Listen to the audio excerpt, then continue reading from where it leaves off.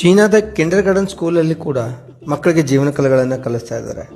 ಇದರಿಂದಾಗಿ ಮಕ್ಕಳಲ್ಲಿ ಸ್ವಾವಲಂಬಿತನ ಬೆಳೀತಾ ಇದೆ ಹಾಗೂ ಜೀವನದ ಬಗ್ಗೆ ಇರುವಂಥ ಹೆದರಿಕೆ ಹೊರಟೋಗ್ತಾ ಇದೆ. ಇದೇ ಕಾರಣದಿಂದ ಚೀನಾ ತುಂಬ ಫಾಸ್ಟಾಗಿ ಬೆಳೀತಾ ಇದೆ ಕೂಡ. ಅಡುಗೆ ಮಾಡೋದ್ರಿಂದ ಹಿಡಿದು ಹೇರ್ ಡ್ರೆಸ್ಸಿಂಗ್ ಮಾಡ್ಕೊಳ್ಳೋದ್ರಿಂದ ಹಿಡಿದು ಬಟ್ಟೆಗಳನ್ನು ಹೊಲಿಯೋದ್ರಿಂದ ಹಿಡಿದು ಗಾರ್ಡನಿಂಗ್, ಕ್ಲೀನಿಂಗ್ ಮುಂತಾದ ಚಟುವಟಿಕೆಗಳಿಗೆ ಅವರನ್ನು ಒಳಪಡಿಸಿ ಅವ್ರಿಗೆ ಜೀವನ ಕಲೆಗಳು ಅಂದರೆ ಏನು, ಜೀವನ ನಡೆಸೋದಕ್ಕೆ ಏನೆಲ್ಲ ನೀವು ಕಲಿಬೇಕಾಗತ್ತೆ ಅನ್ನೋದನ್ನು ಇಳಿ ವಯಸ್ಸಿನಲ್ಲೇ ಕಲಿಸ್ಕೊಡ್ತಾ ಇದ್ದಾರೆ. ನಮ್ಮ ಸ್ಕೂಲ್ಗಳಲ್ಲೂ ಕೂಡ ಇದೇ ಥರದ ಕೆಲವೊಂದು ಚಟುವಟಿಕೆಗಳನ್ನು ಅಳವಡಿಸ್ಕೊಂಡ್ರೆ ನಮ್ಮ ಮಕ್ಕಳು ಕೂಡ ತುಂಬ ಚೆನ್ನಾಗಿ ಬೆಳಿಬಹುದು ಮತ್ತು ಕಲಿಬಹುದು ಅಂತ ನನಗನ್ಸುತ್ತೆ. ನಿಮ್ಮ ಅಭಿಪ್ರಾಯನ ತಿಳಿಸಿ. ಹಾಗೆ ಇತರ ಫ್ರೆಂಡ್ಸ್ ಜೊತೆಗೆ ಶೇರ್ ಮಾಡಿ.